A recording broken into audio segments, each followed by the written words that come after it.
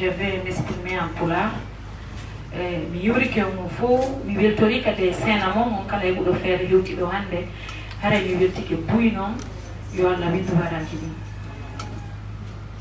do mi fuddade taw yewtere hande hara do ande yuno ko mi feƴƴi hakkude e binet kon de balde do o yalti o woli ko wata rewtade mo parce que tellement mi wonno dépassé hay mi darano direct on ko seeda mi yiri ko be woni partage de kon ko do mi dara ko seeda je vais pas vous trop regarder donc mi fala no taw do mi fuddade bay doyen mi ambenno do immoɓe en artiste ɓe ɓenno ɗo onon kadi pression no ɗo simi jabotomo hara e jonitemo taw konngol o confirme taw ko wi kon ɓayo wi mo wooli vraiment ko wooli kon saga mo confirme hay taw yewtere makko ne simi heɓa komi jabo kon hara kono mi falira ko ton dote. Merci. Bon, ça aussi c'est du micro. Elle veut écouter la voix de Binette parce que Binette a dit passer non, on a polémique comme il fala, on a moqué. Et j'en suis sûr que kade moqué c'est la début.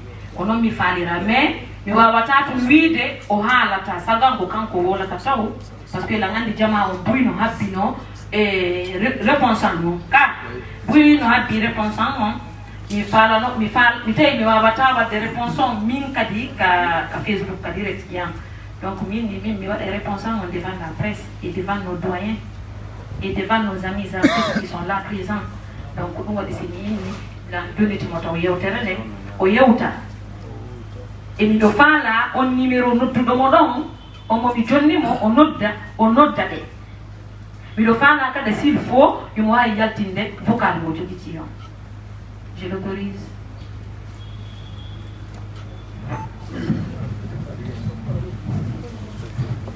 Bon, mi salminayo on fota mi weltano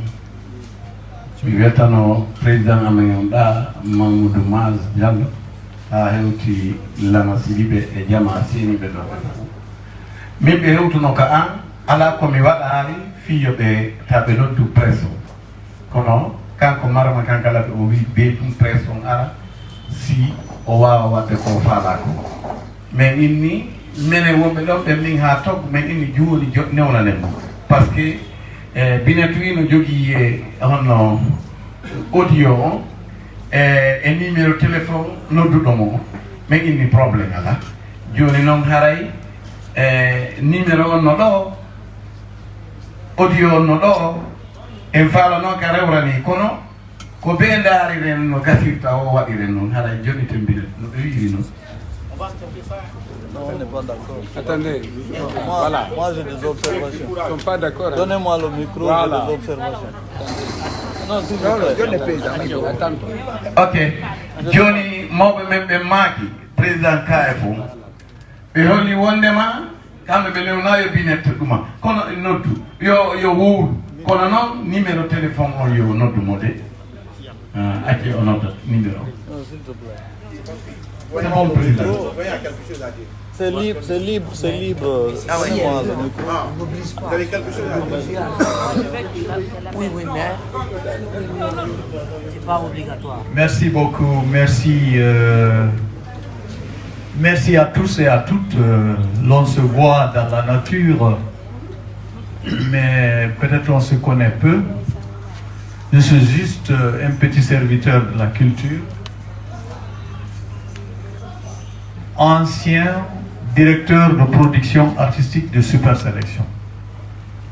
Actuellement, les artistes ont eu cette confiance de me confier la présidence du collectif des artistes émérites du Fouta et en même temps vice-président de l'Union nationale des artistes et musiciens de Guinée. Mais ma fonction administrative actuelle, je suis le président de la Commission nationale d'identification des œuvres auprès du Bureau guinéen de droit d'auteur. Hormis cela, dans le cadre social, je suis secrétaire chargé des arts et de la culture au niveau de la coordination nationale Halpulaar de Guinée. Je pense que pour éviter tout conflit intergénérationnel, moi, ma culture personnelle, mon éducation ne me permet pas d'assister à un procès d'intention publique médiatisé entre deux sœurs qui exercent le même métier, ces éléments sur lesquels on peut compter pour la relève de la culture pastorale, et qu'on assiste vraiment à un procès d'intention, à un procès ciel ouvert, et puis vendre l'image de marque de notre culture nationale en général, mais celle du volet pastoral en particulier. Donc je voudrais, même s'il faut sortir des preuves ou machin, mais je demande que la presse accepte de nous donner 5 minutes de repli. On va s'entretenir avec les deux protagonistes et après... Alors si ce n'est pas le cas, rien ne sert à se polémiquer. Moi je présente mes excuses d'avoir voulu répondre à cette invitation. Je suis au regret de vous dire que vraiment je prends congé, je ne peux pas assister. Voilà. Et j'ai mes raisons de le dire, mais on le saura plus tard. Merci beaucoup. Non, doyen, vous restez.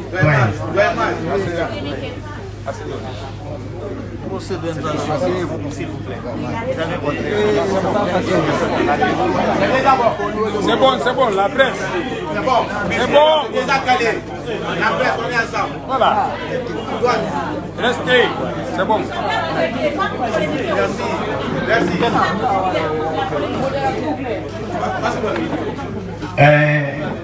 Il a fait Pijindam si goddo la ni manan kanko ka woni do ko vice président inamji do piji buyo rewi e mungi mo andi conséquence ka don do fokiti don kanko e mo andi ko mawko imo yi aka wodi ara menen jabi ka do kono no yewtidi doni si tawi radama ka suudu radama ka yaati radama ka ley jimɓe radama ha naati ka nder suudu tigi tigi ka fewno danki ka awlete o haray ko ɓe feeña haray joni noon ko honno feeñirta laaɓano en poy mo kala anda ɗum ɗo ko ni woniri il faut ji on o nodda téléphone on anden ko hombo woni on karmokojo yiide ɗum kammokojo ɗum wonayo on haawo ko ɓe ɗum feeña si ɗum ɗon feeñi on tuma noon wonɗo ko honɗum waɗete nayo karmo ko joŋaɗo ko noddumo téléphone. Salamu aleykum. Bon, excusez-moi, je prends la parole, on ne me l'a pas donné. Mais moi, je rejoins un peu tonton Mas. Pourquoi? Mon nom, c'est Amadou Diallo, Amlo. Voilà. Et ce qu'il voit, vous, la presse aujourd'hui, qui êtes là, vous cherchez des contenus. C'est très important. Mais ce qu'il a dit aussi, c'est très très important. Parce que si on n'arrive pas à gérer ça à l'interne, et qu'on vous donne des contenus, vous aurez des vues, vous aurez des partages, mais ça va affecter la culture guinéenne. Donc ici, ce qu'on doit faire, les desserts sont là. Si ce qui sont faits, on peut gérer ici sans qu'il y ait des conséquences après, on est tous prêts à assister. Moi, dans les cas échéants, je vais joindre tonton Mas. J'aime trop les filles, mais j'aime la culture guinéenne. Avant tout et après tout. Lui, tonton Patem, le conseil qu'il a dit, il a raison. C'est sa façon de voir les choses. Mais chacun de nous ici, c'est la presse. Chacun de nous ici a le droit à dire ce qu'il veut. Moi, c'est mon intention. Mais je ne vais pas être devant la Massidibé ou devant Patem Loco. Je suis petit devant eux. Mais je rejoins tonton Mas, moi. Je suis désolé. Merci. Merci beaucoup.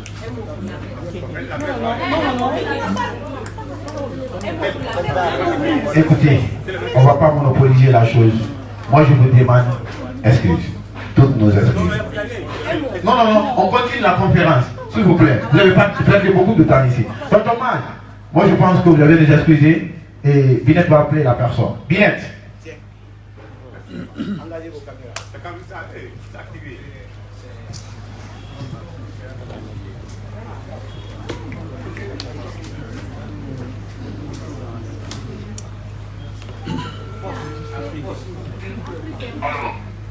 Allo, oui.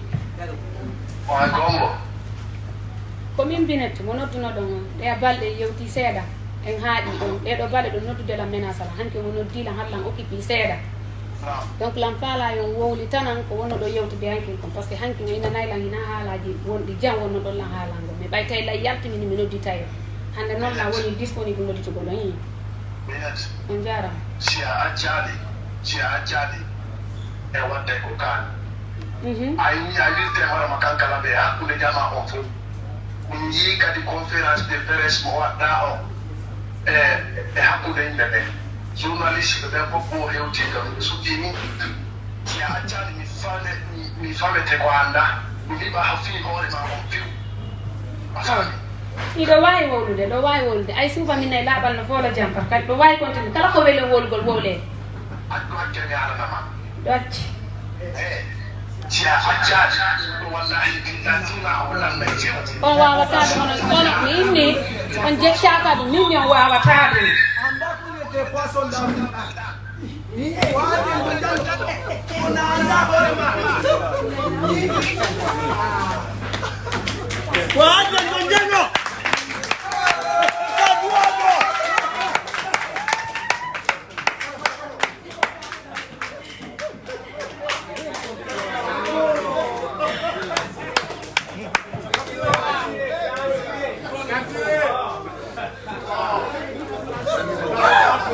Assalamu alaikum. Lakini movente mo yettore mum. Donc o président ko mi waɗanimo ko hollugol binet mo duwa jamɗugol o duwa ka cippitagol fima kono duwa haalede ko sabuna o yanganike culture guinéen o ko sabuna o golli fima kono ɗani seeɗa mo duwa immitade yimɓe ɓe wona fimakko ko hommoni binet ko dartiɗo fi meɗen ko dartaniɗo Fouta kellane mo fiyalla binet fimo daroɗa marma kankala ɓe mo daroɗa binet e marma kankala ɓe ko nene gotoɓe ɓe hana gueɗidirgol sa yi oɗo waɗi ko waɗi ko o falaka gorejo makko tippito o falla yimɓe ɓe yo wolu fi makko ka réseaux sociaux kellane marma kankala ɓe marma kankala ɓe mi yeltike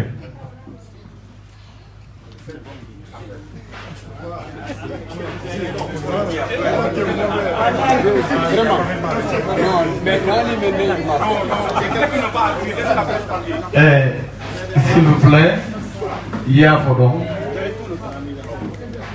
jamanu mo on e jamanu amen wona goto menen kala ko Allah holluma jagay mo suuduma ɓuri ɗum hay miɗo deesidi hande mi waɗay ko fillete ha aduna lanna par ce que ara miɗo deesidi hande min e marma kankara ɓe ɓayne woɗɗonira mi ŋatay noon kono o poisson d'avril ɗi mo on ko oɗon wawi ɗum menen min wawata menen komin andi ko si a falama wadde album waɗa noddita wano ɗum ɗo fof hollaɓe ɓe waɗa ko waɗete kon ɓe yeeyama jaga ɗum ɗo kadi no yeeya allahu akbar haray ɗum no wullini ɓeni goɗɗo yo wakkilo yellede fii goreɓe mum sa ma yelnama de mi nani mariama no yelne mi haawi mi wi gonga wimi gonga kono ɓay o wi ko prince on mi jeeji mo mi jogui koye ɗon o wi ala ko prince o jaka président mamoudou mane ko Allah holluma ono suuɗuma ɓuri ɗum hay waɗitama ji noon ɓay noon lamano ɗo merci. Jusqu'à présent aussi, Marama n'a rien dit. Elle n'a rien dit d'abord. Marama, je pense que tu as déjà écouté la surprise. Binette aussi, elle a déjà observé. Je pense que tu as quelque chose à dire maintenant. La presse est là. Parce que le message essentiel, on a besoin de ça. Avant qu'on donne maintenant à Abou et les autres. Tu peux maintenant lancer ton message. Voilà.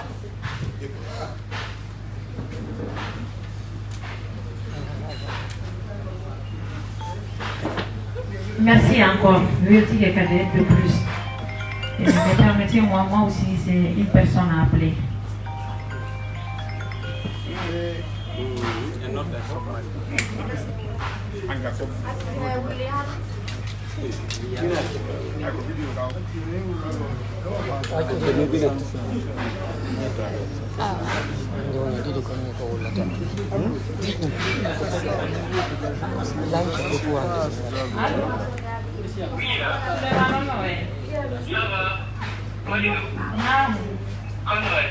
Ça va, oui. Ini na mi war mago ko paler. Aji boy. So ne.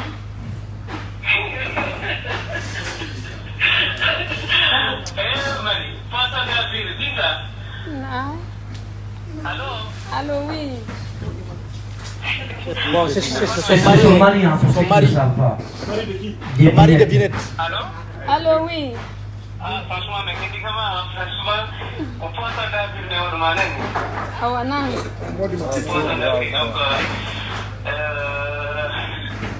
Bon, merci que tu merci quand tu fais rapport parce que voilà, il faut que Adam Hollande et Mariam, on a donné un petit programme. Donc, il m'a expliqué sur l'initiative. Donc, on peut écouter les femmes. Mais franchement, bon, on est allé, il a pas un trop. Donc, on s'est gagné l'initiative et puis, nous avons vraiment le mot. Donc, on va accompagner les mots. Voilà, merci, on dira mon multiplié. Harry Koto pas de multiplié que de plus. Parce que Hande, si on mi wadi o koko mi wadi do. Munde wadi rali mere Koto pati. Harry munde wadi rali mere o ya photo mi tubi ngati juden kabao. Harry ya pantolang dérangement ngom. On y a fantolan tajuri du ko wadi ko ngi hore mon parce que nta ini du Allahu akbar. On y a fantolan metu berne ko mi crei ko parce que non do fo ko mi woni yeso ko mi woni baawo min kan ko mi woni do hande mi do yaafi mi ya foto kadi si Allah jabe mi minirno au programme do fi Binette Diallo Binette ko gido an Binette meden haldi weltigal meden haldi nene goto yagal Binette ko goddo burdo andude ko mi fala kon kamili e do mi motawa e andube ben Binette me huwodiri depuis 2014 si fadjali ha kam me woni do mi nani men habata de men habay ko gonga kono hawre amen den alhamdulillah e wawde de jerude hakkundeji amen hara yaltali ka yasi non ko mi mijiti ha mi do andi Binette ne ko to prate Binette mi do andi ko fala kon mido andi ko yali ko ka carrière makko mido andi piji buy mi motono mi yaka Binette fi répétition parce que ko fo no andi ko pese mi tournay no musique ko Binette no attila to moƴƴano mi yahay no kam ko fi yo walli to yallo yo répétana ko nder konko mi yata kam ko do min han Allah okkilan sabu fi no mi wadira album on wana nyande mi hebata dum mi nodduno mo kanko Binette ni mo Binette ligiri ni dum do min kono mi wona prête min ida andi musicalement mi wona prête woni la wakkilo on mo wonda wiide don o wallet o yettate on do sabadi kemo o fewnante pigi buyde album on no yalta tawa ya woni prête o kanko suusini lan o dari kade o yangani lan o walliti lan o suusini lan donc non no yaari non ha hewtido joni mo yahay no da ka mu répétition anga immike ay nata uri mo ka gimol wawde kono hare 6e mawn jabi hande da dasude otoje hande ndema no wolede ila wonde cuudi di farada ay si tawi adarmali amma da mapi kono ko hawri jon non on mo yahay no da bawum on don kan ni darini situation makon en plus kade den andi fo Binette mi Mariama Kankala de personnellement je reconnais son talent, elle est talentueuse. Elle est talentueuse. Elle m'inspire beaucoup. S'il faut même, je peux dire que Binette sente plus que moi, sente mieux que moi. Je les reconnais. Je les reconnais. Parce que Milan, Gidi Batagol, mon landomo, Kala Morso, Amo, Hiotomido, Yaltinado, Milan, Toto Binette.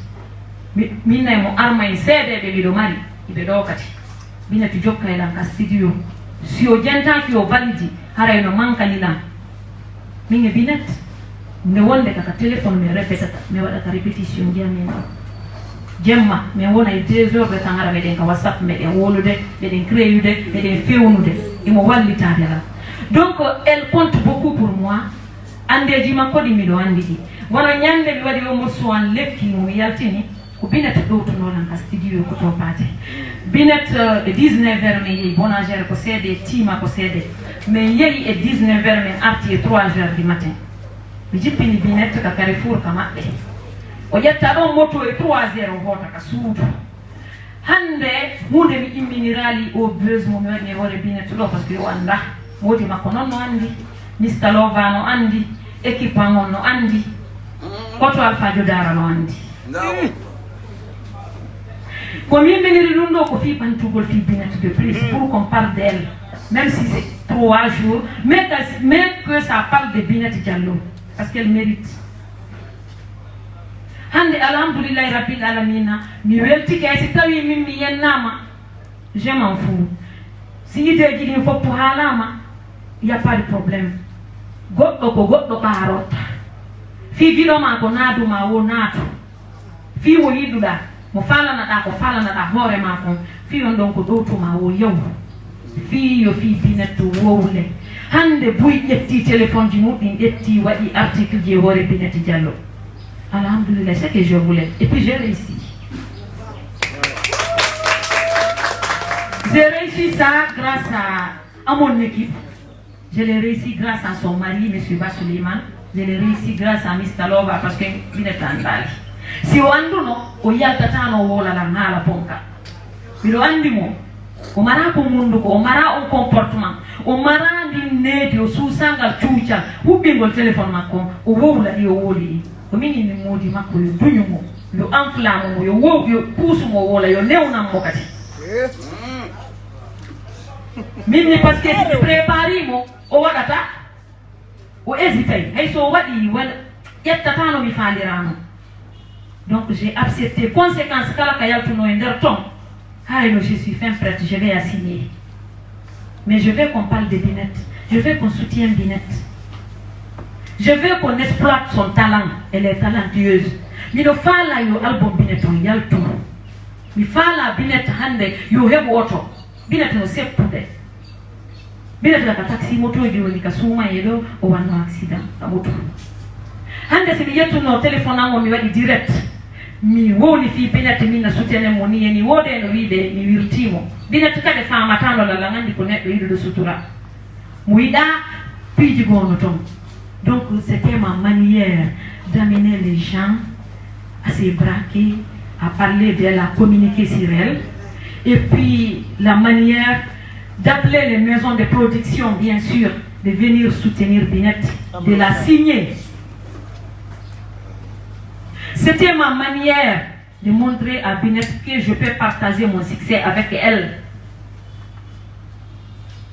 Au fil du Binet, yo wow ko fala, yimɓe ɗen soutenamo, yimɓe ɗen validatala makko, ɓe wonɓe wolude ɗo fof. Hari Binet andaɓe ɗo fof no validitala makko. Ɓe andamo no woodi woɓɓe ɓe yaali mo haray ko ɓe jentoto ko tun seeɗa. Mais min ɗo miɗo andi Binet, miɗo andi vraiment himo mari tala, miɗo reconnaissir tala makko, je la respecte beaucoup. Donc min tigiri miɗo falanamo komi falanako hoore an, miɗo falanamo maison de production ko yaltina album makko.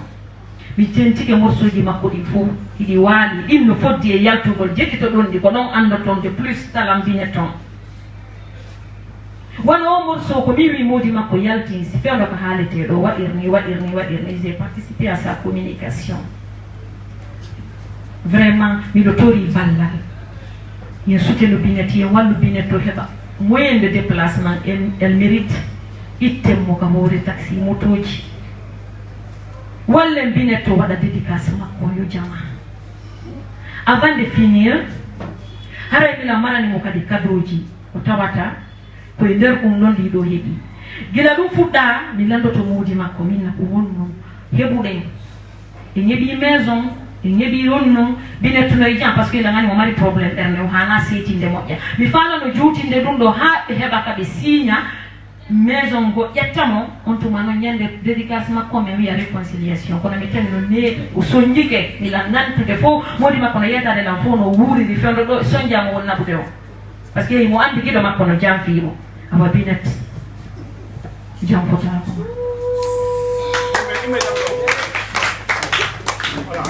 je vais jamais te trahir parce que tu as toujours été là pour moi si mi wadi dum do hande fiima si yenni lam j'accepte succès ko sendo bete donc hande so ko mi jaltuno wi day wadi la hunde kaari mi libay no fiima mi teddina kade fiima kono mi tawi an ya yaltu halalan ko boni himbe be mantama himbe be towna fiima himbe be yet okkorama himbe be falema annutude wadana ma piiji binatu yo fala ya yo goddo fambe yambe kala wondo landa do say do woni capaz binatu woni capazan wala binatu heba moyen de déplacement elle doit descendre maintenant sur les motos sur les motards billahi comment parler de l'or modi makko yetti la maison de production ji loddimo wobbe no jodi Espagne be fala produise de binet ono ne waati tawide yewtere be o yetti ke la maison de production no Belgique fala do produise gol binet ne waati tawide yewtere be maison de production no Dakar fala de tugol binet ne waati taw min tigiri maison de production on meden e mu fina be dettira binet condition gi ni woni be famondirali taw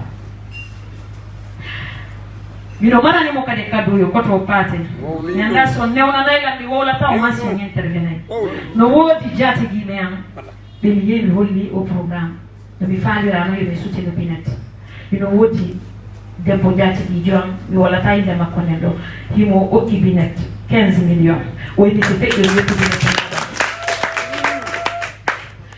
mino wodi monsieur Gorko weldi jom wondo America di mo ki binet $2000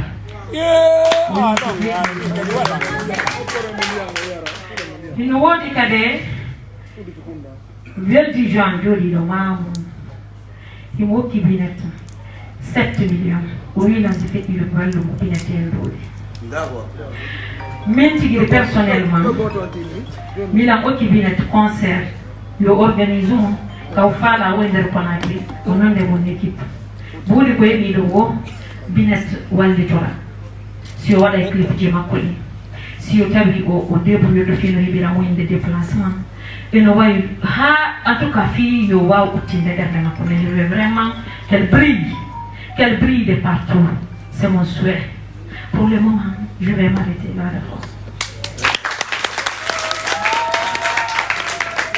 Seydi Diallo Seydi Diallo ɗum Allah no sifi ɗum o wi mi okkoramo mi falnamo mi faala yiɗa kadi mo faalaɗa anya kadi mo faalaɗa kanko wona ko kanko tigi Allah wi ɗum komo faala o okkorta komo faala o lamminta a waɗi ko woni ɗum hina ko boni ni hari meɗen monanima men yiyata sago amen wona yo men yiw wiyeteɗo Mariama fof te ka Mariama no jogui pilanji ɗi men ala mi wiima barka maɗa binet mi gal mi okkima mooso kañum fof e clip o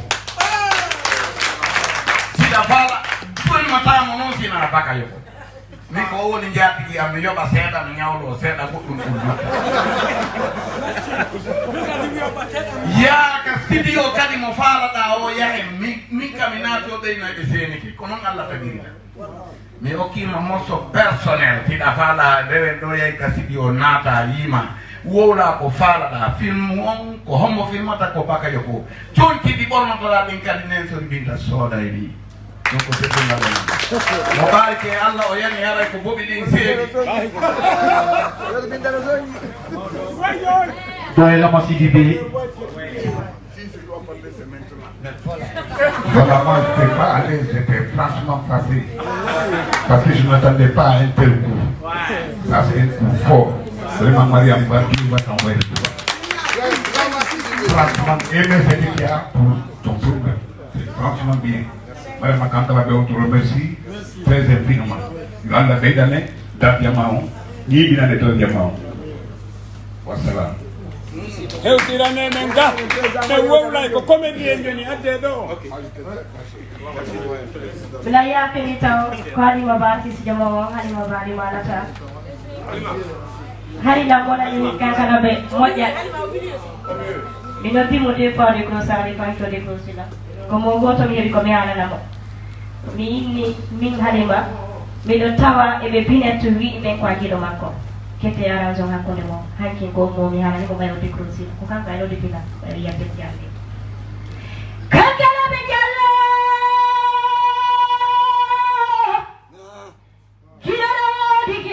Gido e bodo wodi. Hajara be jallo jallo jallo.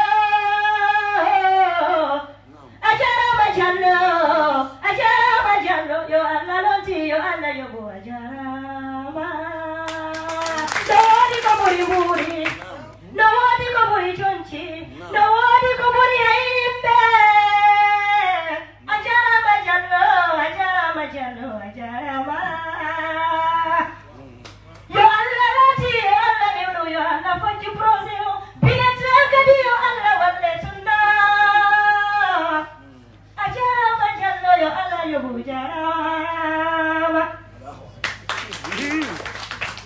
Le bien est bien quand on fait des biens, on reconnaît le bien. Monsieur Aboulou, si vous avez quelque chose à dire avant de circuler, parce que la presse aussi a quelque chose à dire. Nathan, mais moi, je ne vais pas te remettre à Binette rien que ce soit. Déjà, Binette, sa première sortie en Guinée pour aller en Europe, c'était par mon label, Dizzy Prod. Elle est partie, elle a respecté le contrat. Voici une artiste très talentueuse, une artiste qui respecte tout le monde. Moi-même, je me demande pourquoi aujourd'hui, elle n'a pas su profiter de ce buzz, faire comme ses amis. Je me demande pourquoi. Elle d'abord, comme l'a dit le doyen Lamasidibé, Wallah et Seigneur de nous, j'allais même pas venir. Parce que je ne savais pas que c'était un tel buzz. Mais le buzz, au départ, j'étais fâché. Mais maintenant, je suis très soulagé. C'est positif. En communication, on dit, parle-moi du mauvais, parle-moi du bien, parle quand même de moi. Donc on a bien parlé d'elle, on a bien communiqué sur elle.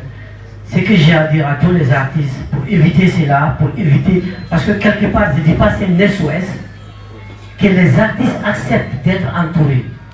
Si les artistes sont bien entourés, je vous jure, quelqu'un qui a un talent comme Binette n'a pas besoin de ça. Il n'aura jamais besoin de ça. Que les artistes acceptent d'être entourés. Marma Kankalabe, moi, franchement, je suis très content de ce que tu as fait. Surtout les coups que tu as eu. Si tu tombes sur Facebook, Bariwati, les témoins, il est là, où on l'insulte père et mère. Elle a accepté pour sauver sa copine. Donc, c'est Dieu qui va te payer. Comme c'est une conférence, je sais que les questions vont tomber après. Je vais pas faire le monopole. Merci. Mais on est là. Comme on est là, on garde le mieux. Tout hala informo do be hali wo alla nana sukana do njati gi jo habibu njati gi Ceerno Mamadou njati gi Paate Maw ko nyammi do mayo ni nene ma holti do mayo ni bamba no wi bantanko o wi hakkunde makko e alla e nelaado o wondiri nyande tati o wi o dowta o ha o hewta ko yatato o wi o dowta o wi inshallah ko o ma poli ko o jettana yelam fimu min no si o haali mi nanay nyammi do ma yoni nene o kanko haali de e hino mo do kadi o hertina kadi ko haali ko yo président Mari o wi o dowtete ha hewtoya wono non so dowtima sa pata arta. Merci pour le cadeau. Tonton Maz est là en tant que le président des artistes. Le doyen va parler quelque chose avant de donner les jeunes artistes encore, parce que je vois monsieur Abdel.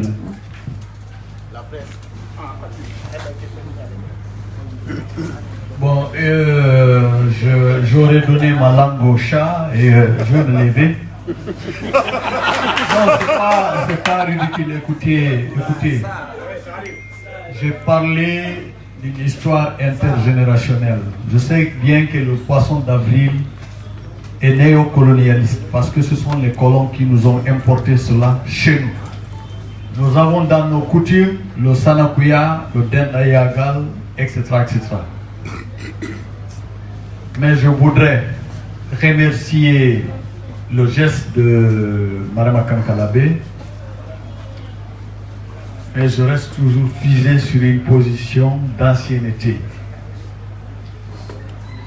je voudrais demander humblement et respectueusement à vous jeunes, de ne jamais oublier nos racines. Au socle des civilisations universelles, chacun vient avec son identité. Et toute empreinte identitaire est considérée comme une abâtardise. Je ne le souhaite pas pour nous. N'oublions pas nos racines africaines. Parce que ce buzz pouvait créer d'autres incidents. Et je voudrais dire à mon cher Pathé Moloko, très engagé pour la nouvelle génération, de grâce, s'il doit nous inviter à ce genre de truc, c'est de nous donner la bonne information. Notre statut ne nous permet pas de nous prêter à certains jeux. Je ne fais plus du PC. Je ne veux pas être associé à du PC. Non, s'il vous plaît, je le dis bien. Je ne fais pas du PC. Je ne veux pas être associé à du PC. Je peux soutenir les comédiens dans leur acte de film et autres là. Mais actuellement, mon âge et mon statut ne me permettent pas de m'associer à certaines choses, s'il vous plaît. Je suis très réconforté, très content que ce soit un buzz positif. Mais moi, de but en blanc, je suis venu à cette conférence ayant peur qu'il y ait une explosion dans la cité et dans le milieu pastoral. Je suis un fervent défenseur de nos coutumes et mœurs. Donc vous pouvez me comprendre, ce n'est pas méchant, c'est dû à mon âge, à ma culture, à ma génération, à mon expérience. Je suis global, transversal. Donc vous pouvez comprendre. Si vous avez vu que j'ai demandé une permission de 5 minutes, c'était pour que je puisse être bien situé. Mais j'ai vu la réaction de certains jeunes qui ne m'a pas plu. On ne réagit pas comme ça devant un doyen, quel que soit mon statut. Quand je demande une permission, dites bon, ok, on va voir, mais il ne faut pas essayer de chahuter sur moi, ça fait très mal. Vous comprenez un peu? Donc, maintenant, mais on y Johnny John Yeserabe, mais on y John Tanirabe, so y Tanirabe Ango, on fait un coufion, mais on ne donc, chapeau à Marema Kankalabe, chapeau à Binet, mais aussi je demande humblement à la nouvelle génération de trouver une autre façon de promouvoir la culture, de promouvoir et de faire rayonner certains artistes, de les sortir de l'ombre autrement. Autrement. Je ne sais pas si vous comprenez mon français. Je dis autrement. Parce que il y a des possibilités de moyens techniques et technologiques dont vous disposez qui peuvent aider facilement à faire rayonner et à faire émerger un artiste. Voilà, grosso modo, je vous remercie et je m'excuse d'avoir voulu m'écarter et merci à ceux qui m'ont conseillé d'y rester. Je suis satisfait. Merci. Et aussi, ma petite contribution, c'est quoi? Je ne donne pas de l'argent. Je donne quoi à Binet? Si elle accepte d'ouvrir les bras, je l'offre un bon conseil et je m'engage à lui composer une chanson en bonne et due forme. Je vous informe, pour ceux qui ne le savent pas, je suis bel et bien l'auteur-compositeur de Gouloun. Je promets à Binet de lui composer une chanson à condition qu'elle m'écoute. Je vous remercie.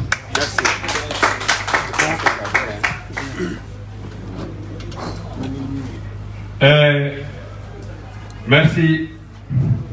Allez. O yaafo to mi wowla ɗum ɗo kom faala wolde kon ka ɗengal fiyo nano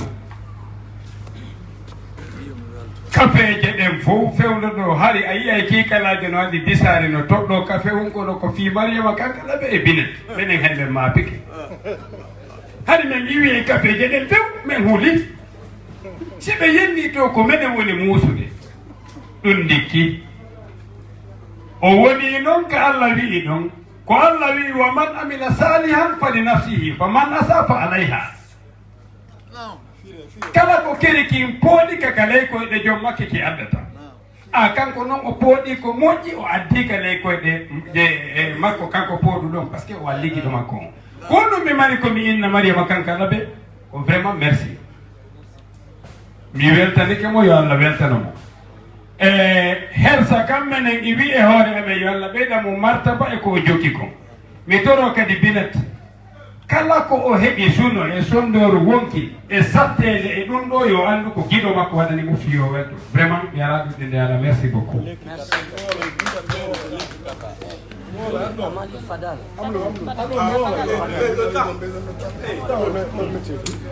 Aray on yaɓoto seeɗa si billo woli ɓe an mami kadi mi woola andi mo jangi firi sonaya jangu tum fanka welata dadis koya firu koya firu ɓe nana koko feƴƴi ɗo haɗa min tigi mi waɗi vidéo haɗa mi waɗi vidéo kankala be ko aadaño momin neeɓi golludude e mum kono ɓami nani ɗum ɗo haɗa mi jiɗike ko honno mi wayi ñande mi dano vidéo on taw ko lakkere ƴaari am mini kankala be mi hoolaki ino ɗo billo minni mi hoolaki ha woniri ni le tayle woniri noon le kadi ko no woniri mi hoolaki Allah waɗiri ni hande hari miɗo woni surpris ɗo komi jorotoɗo mi nana sifa ɗum ɗo no woole inna he o uggino ɗo min gada ko ɗo mi yaltire Allah waɗi ɗum ɗo bari waytuno ɗo ko ɗuuɗa haalajo ɗum ɗo Allah tawnimo kankade o jonnu ɗum ɗo dow toon ɓayo kamɓe woni groupe uji nderen toon a yi ko feƴƴi ɗo ko laaɗi poste proɓe wona mbeɗe artiste ɓe proɓe ngala hakkude e jara ngo fija jara nani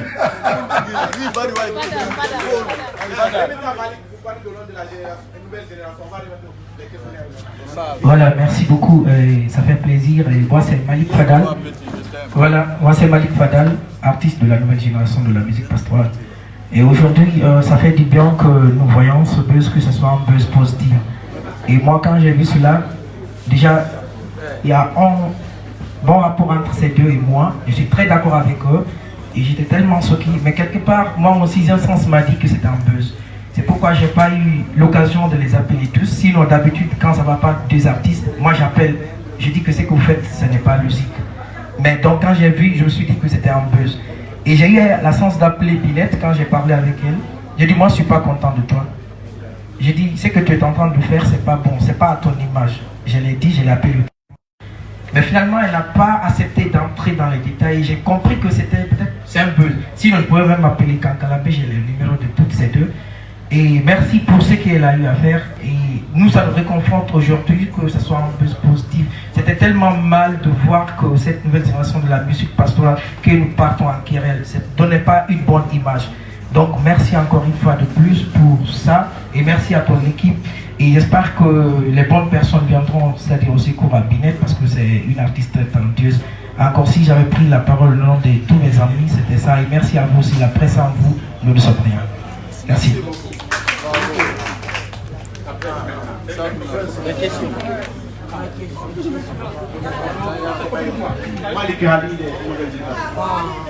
Merci la presse. Là maintenant, on vous renvoie la balle. Mais on vous conseille de rester dans le cadre. Voilà, c'est tout ça. Dans le cadre,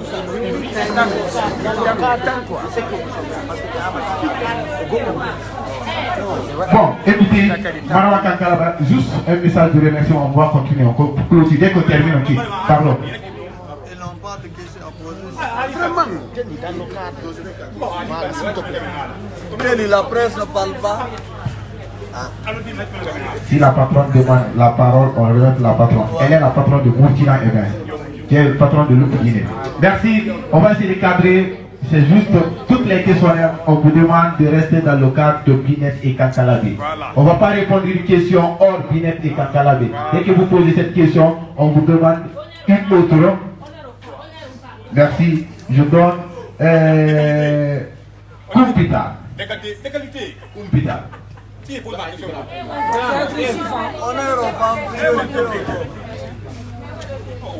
Merci. Moi, c'est Marianne, journaliste, reporter pour Kumpita. Merci pour ce buzz positif, Madame Kankalabé. Et parce que même moi aussi, j'étais fâchée parce que je n'allais pas imaginer ce genre de truc entre deux femmes, surtout deux femmes peules aussi, font des choses comme ça sur les réseaux sociaux. Mais moi, je vais m'accentuer sur ce qui est sorti, l'incident, moi, ce que j'ai vu à travers ce buzz. J'ai vu une vidéo de toi avec un autre artiste et qui parle de ce buzz aussi, soi-disant que tu es capable de faire n'importe quoi, c'est pourquoi même tu sors avec des artistes. Je ne sais pas qu'est-ce que tu fais. C'est un incident qui est aussi sorti de ce buzz. Merci. Avant que Mme Akankale me réponde à cette question, je vous ai dit toute question hors au débat de Binette. C'est pas grave. D'abord, je parle en vouloir faire en français parce que. Non, il y a certains de nos amis aussi ici qui sont là, il ne faut pas se l'arrêter. Une épée là, mon père, ouais, moi, je dis que mon père, mon bobo, mon donc, maintenant, on m'a dit que non, moi, je suis un homme qui m'a dit que moi, je suis un homme qui m'a dit que on parle de Bible. Parce que en français, en matière de sciences, les enfants sont plus âgés que les vieux. Parce que même votre téléphone, parfois vous donnez à votre dernier enfant, regardez-moi ça. Donc si Madame Kakar de Binette, vous jouez un tout accepté. Ça fait une parenthèse. Madame, vous n'êtes pas. Je suis vidéo de mon nom et Binette. Vous êtes souvent, même la fille m'a dit, on dit, on nous dit que on a mais rien mais anda. Et même comme il devait me hala. Ay kan andi ñaari ñu na fi be.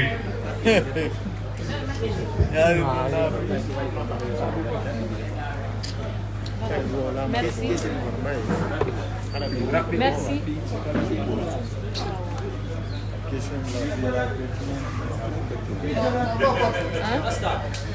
Le micro.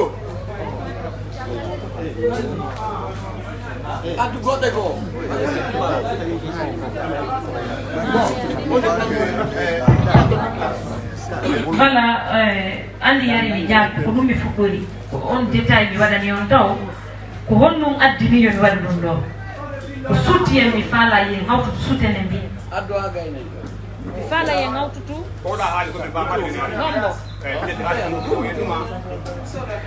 fionni mi waɗani ɗum ɗo ɓe alaka réseau ɓeɗo alaka actualité ko faala andude no ɗum ɗon naate ko page makko. Non, merci. Une autre question. Le micro, c'est bon, on va travailler avec la voix, c'est la paix quoi. Yaya. Alors, Yaya. Approche-moi, Yaya.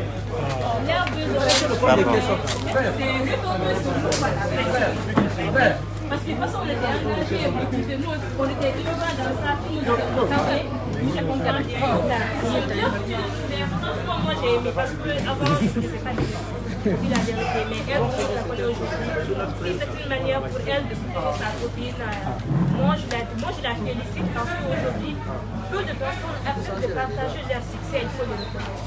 Quand on est au sommet, on ne veut pas aider ceux qui sont en bas. Mais le simple geste qu'elle a effectué pour aider sa copine qui est en bas pour qu'elle grandisse aussi, moi je la remercie. Merci. Bon, je pense que c'est la fin.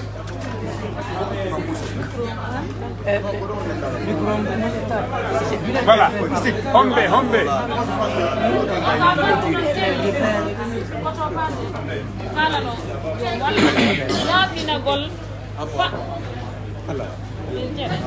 Ok.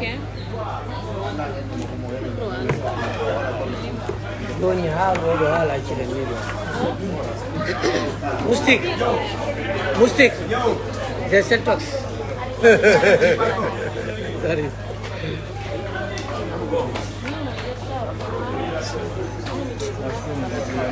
La comédie dans la musique, on s'en y est, mais on en est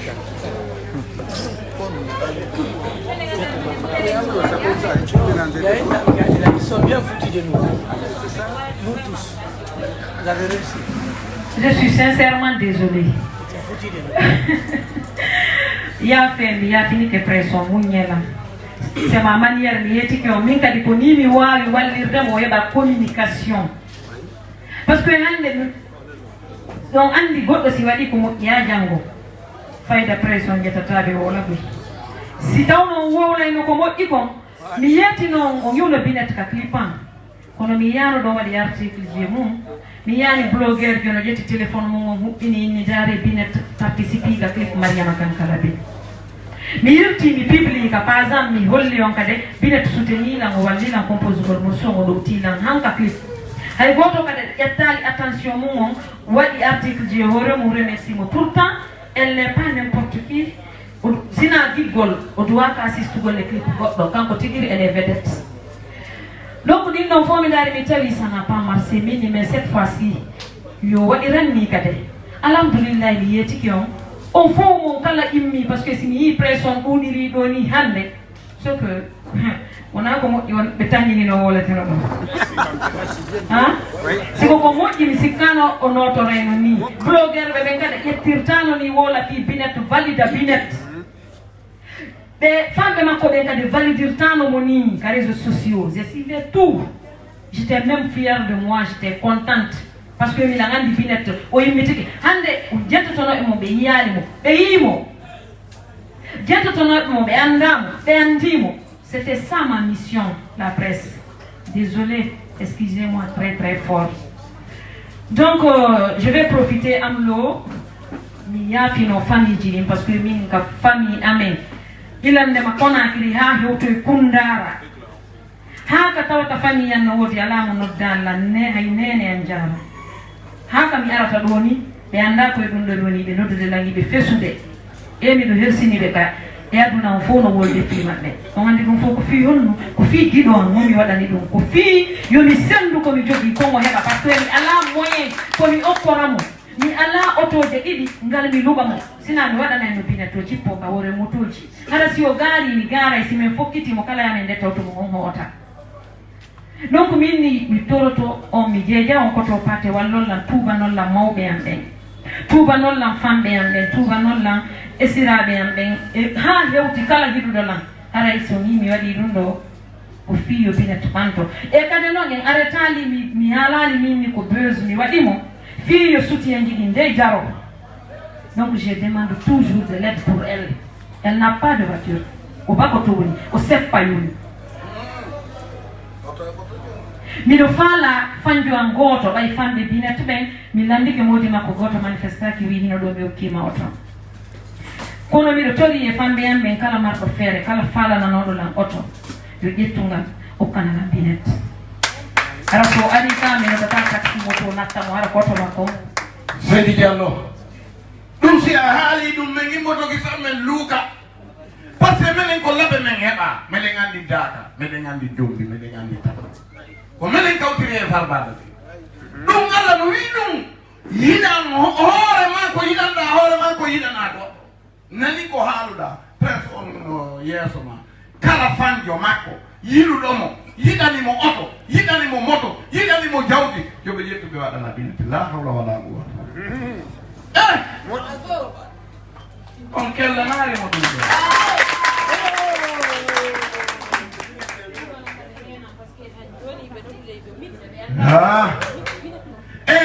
o wuuri ɗo kadi haala kan noon men wuuray kan si tawno ko yon aro ɗo ñaamo ñiiri maaro e pe on arata hay ɗon faala yiide ka bodigaɓe ɓen sendata binet e mbarema kankala ɓe hay personne no faala yiide ɗum Allah jaɓata Alors, merci beaucoup. Je vais donner la parole à Binet. Sûrement, mon mari pour Yoptem. Regarde maintenant la presse. Ojaraba. What do they? Binet? No wullende. What do they have funky? What do they? Get to town. Have funky.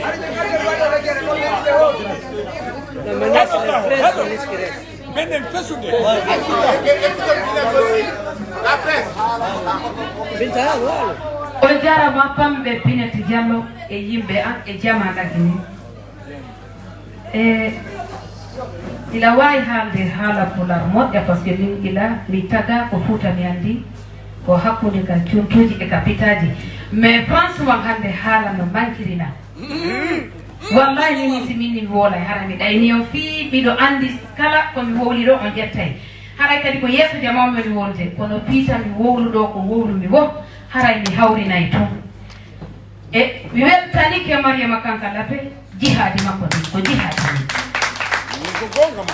vraiment mi weltike mi weltanike Mariama ko jihadi ni hande ɗum ɗo no waɗiti wati tawi hara wonaka nder diina l'islam mi wonno kam mi wonno toon ko laɗɗe kaapaje woni nder toon o ponsanila nder toon sans hay armo hay hunde o yabtiniɗam waddiɗam par ce que ko giggol waɗi ɗum mi weltike hari miɗo miiji hari miɗo jiɗi hari miɗo wembi mi ariga Facebook mi yenni mi wowli mi ɗuytaɗe ay poto mi wowli kono ɓay mi gayni tawi miɗo ɓitti miɗo maapi par ce que Mariama ko giɗo am Mariama ko yiɗuɗo am Mariama ko momi haalanta gundoji am Mariama ko momi yangodi ko kanko woni maare ga Mariazan kanko Mariama woni maare Mariazan noon ko neɗɗo yiɗuɗoɗam hari mi aani hari mi maapike si tawi men gayni mi weltanike Allah mi hamdinanike jomiraɗo e mawɓe am ɓen ko tawde ɗum ɗo barkino e hoore am tawi ɗum ɗo ko ni yaari luttirini tumi ko tawi min haɓani ko mbiɗo welti mi weltanike o baben am min haɗu ɗo. Ok. Merci.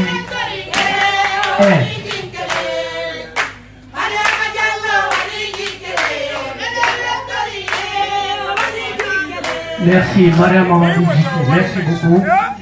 Et ils sont, Mariama, elle a réussi à s'y foutre de l'eau. Voilà. Mariama, il y a eu qui est là, on réussit ici. Je ne mets le promoteur, mais vous, parce que comme je me foutu de ma musique, ça c'est les conséquences. Parce que là, on a compris, il y a vous les journalistes d'abord qui êtes là. 50% au tino. C'est les vrais journalistes maintenant qui restent. Les chercheurs de buzz là, ils sont partis. Donc, quelque part, ce qu'elle a fait, c'est positif. Il faut grandir cela. Essayez de partager cela. Essayez, vous journalistes aujourd'hui, de mettre de la lumière sur cette dame qui a du talent. Donc, nous, les mots nous manquent, franchement. Mariama Kankalabe, ils sont défendus, c'est des femmes. Et moi, à mon tour, je vais défendre Campbell Williams, qui n'est pas là. Elle a un problème avec Campbell. Je demande à tout le monde, à tonton ici, l'autre fois je les ai réunis. Je pense que oui. Vous avez déporté, vous avez sorti on n'a pas débordé, c'est une réconciliation maintenant. On vous a dit, oui. Je vais m'excuser, je vais ma ok, vas-y. Sinon tu vas orienter les autres là vers ça. Après ça, on va essayer. Il n'y a pas de problème. Après ça aussi, la presse, on va vous inviter pour Campbell. Moi-même, je vais organiser ça. Merci beaucoup. Ok.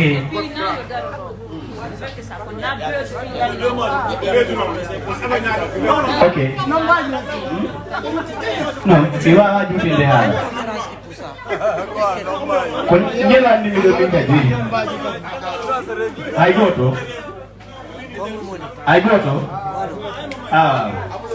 Komisa Nova artiste acteur. Bon. Oro mo Mariama Kankalabe waddo fayna sifati patuzo contingo sifati pon. Mariama Kankalabe ko kanko bajjo gudube waddum do e équipe seeda jobe o faamodire mum be. Si woni hawri hala ko ele tunta o nanobe hala wota be.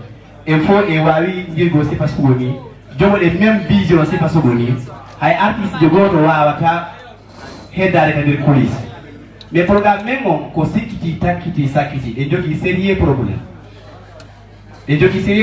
donc de doit femme de nundo ndare fere dum jannira sans regarder système parce que na all système wa été continuité mais yidi ndira nem dès que Mariama Kankalabe do la wona programme o biretti me woni fere mi mapi ha Mariama Kankalabe do la wila e lova bon tuba no dalla ndo o programme do min ko min biretti binde kike jema nyalo jama no yide mi ro ande ko no woda biretti bay wona ko hebbinde ko mi ro ande ko woda mais ga même ide Mariama Kankalabe o e ho e vetori mi jeji o yandi yidi dire kan dire perde si pas sugoni.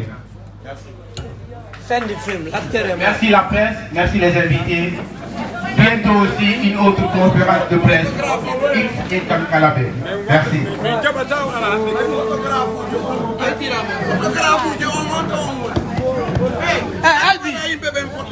Albi!